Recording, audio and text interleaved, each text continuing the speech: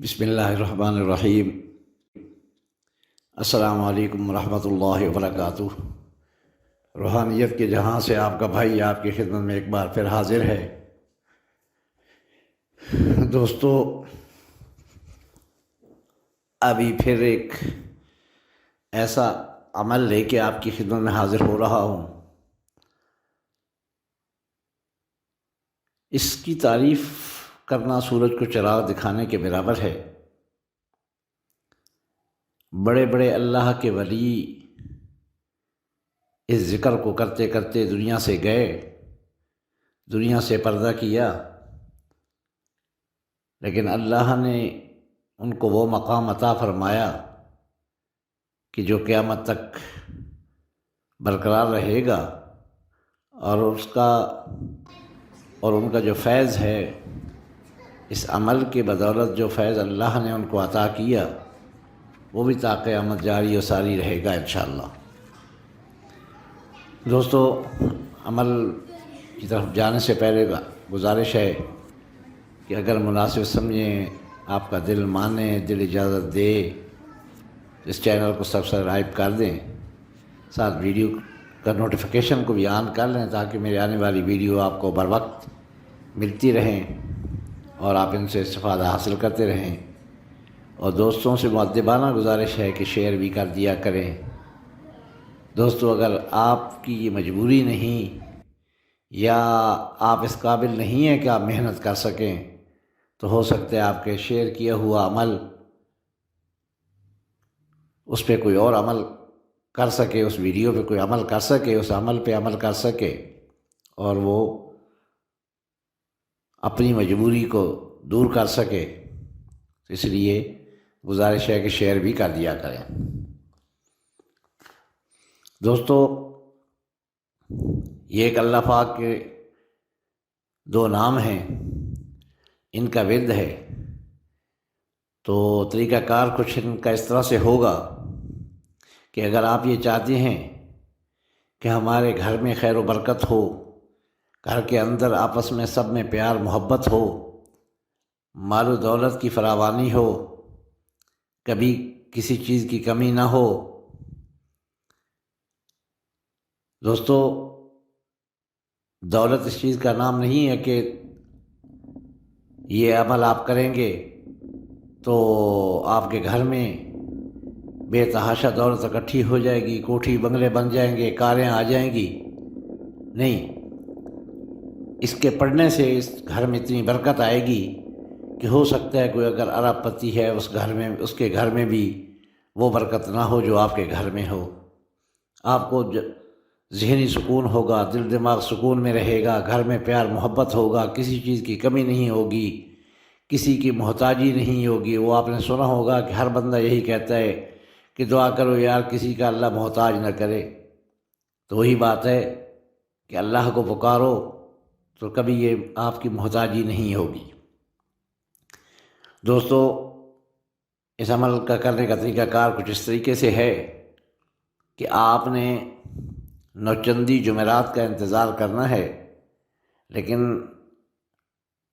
نوچندی جمعرات چاند جب نیا چاند نکلتا ہے تو پہلے دن 3 دن چھوڑ کے جو بدھ کا دن گزرے گا اور اس کے بعد رات آئے گی، وہ نوچندی جمعرات کی رات کہلائے گی۔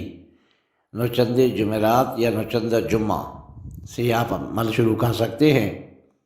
اس سے پہلے آپ اپنی تیاری کر لیں، ایک الگ کمرہ اپنے لیے مخصوص کر دیں، دن کے وقت وہ استعمال کریں اس کمرے کو گھر والے، لیکن رات کے وقت کچھ ٹائم کے لیے آپ اس کمرے کو مخصوص کر لیں، اور کوشش کریں کہ سفید وائٹ کلر کے کپڑے آپ پہنیں۔ عشاء کی نماز کے وقت آپ غسل کریں، غسل کر کے نماز پڑھیں۔ نماز پڑھنے کے بعد آپ اگر پہلے جماعت کے ساتھ مسجد میں نماز پڑھتے ہیں تو وہاں بھی پڑھ سکتے ہیں۔ نماز پڑھ کے تو آپ واپس گھر آ جائیں۔ وہاں نماز پڑھنے کے بعد آپ نے فرض نماز کے بعد سنت اور 2 نوافل پڑھنے کے بعد وطر نہیں پڑھنے، گھر آ جانا ہے۔ گھر میں آپ نے کھانا کھانا ہے، کوئی اور مصروفیات ہے، وہ مکمل کرنے کے بعد باوضو ہو کے ایک جا نماز پہ بیٹھ جائیں، قبلہ رخ ہو کے، جس طرح نماز میں منہ کرتے ہیں اس طرح منہ کر کے آپ بیٹھ جائیں۔ تو سب سے پہلے آپ درود ابراہیمی 11 بار پڑھیں۔ 11 بار درود ابراہیمی پڑھنے کے بعد آپ نے اللہ پاک کے یہ 2 نام آپ نے پڑھنے ہیں، یا احد یا صمد، یا احد یا صمد، یا احد یا صمد، یہ اللہ پاک کے 2 نام ہیں، اے اکیلی ذات، اے بے نیاز ذات۔ ان کا معنی یہ بنتا ہے، اب اس چیز کو غور کریں کہ میں کس کو پکار رہا ہوں، کس نام سے پکار رہا ہوں، کس ہستی کو پکار رہا ہوں، اس میں ذرا ڈوب کے پڑھیں۔ اگر آپ کا نام اسلم ہے تو آپ کو جلدی جلدی کوئی کہ اسلم اسلم اسلم اسلم، تو آپ کہیں گے یار آپ کو تو نام لینے کی تمیز نہیں ہے، تو اللہ ذوالجلال والاکرام کو آپ پکار رہے ہیں تو اس کی شایان شان پکارنے کی کوشش کریں۔ اور انسان کسی انسان سے ادھارے کوئی چیز مانگتا ہے تو پہلے کتنے منہ کو ڈھیلا کرتا ہے، تو اللہ کے حضور میں آپ جا رہے ہیں اور ادھر سے مانگ رہے ہیں، تو یہ ہم جب وظیفہ کرتے ہیں تو ہم یہ گنتی جو بتائی جاتی ہے وہ ہم گنتی پوری کرتے ہیں۔ گنتی میرے دوست مت پوری کرو، اللہ سے مانگو۔ ٹھیک ہے، اگر مانگنے کا صحیح طریقہ ہمیں نہیں آتا تو مانگنے کا ایک انداز تو بنایا جا سکتا ہے۔ وہ کہتے ہیں نا جسے رونا نہیں آتا وہ رونے کا منہ تو بنا سکتا ہے اللہ کے دربار میں۔ تو بہرحال آپ اس 2 ناموں میں یا احد ہو یا صمد ہو، یا احد ہو یا صمد ہو میں ڈوب کر پڑھیں، اور یہ آپ نے پڑھنا ہے 1111 بار۔ یہ تعداد جو بتائی جاتی ہے اس کی گنتی کا خاص خیال رکھا کریں، اور اس گنتی سے کوشش کیا کریں کہ نہ کم ہو نہ زیادہ ہو۔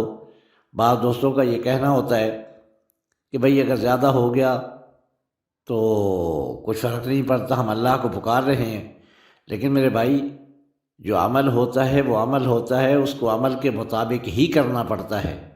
ہر عمل کا کوئی طریقہ کار ہوتا ہے، اس طریقہ کار کے مطابق یہ جو تعداد بتائی جاتی ہے اس کے پس پردہ بھی کوئی وجوہات ہوتی ہیں۔ تو اس لیے آپ دوستوں سے گزارش ہے کہ جو تعداد بتائی جاتی ہے اس تعداد کو ملحوظ خاطر رکھا کریں، پورے خیال سے پڑھا کریں۔ تو اس کو آپ نے 1111 بار پڑھنا ہے، اور جب یہ 1111 بار پڑھ لیں اس کے بعد پھر آخر میں 11 بار درود ابراہیمی پڑھیں، اور اس کے بعد آپ نے 2 رکعات نماز نفل حاجت کے پڑھنے ہیں۔ اور ان نفل حاجت جو آپ پڑھیں گے 2 رکعات، اس میں پہلی رکعت میں سبحانک اللہم اور سورہ فاتحہ پڑھنے کے بعد سورت قریش لإیلاف قریش ایلافہم رحلۃ الشتاء والصیف، یہ والی سورت آپ نے 7 بار پڑھنی ہے، اور پھر دوسری رکعت میں سورت اخلاص قل ھو اللہ احد وہ 7 بار پڑھنی ہے۔ اس طرح دونوں رکعتیں مکمل کرنی ہیں۔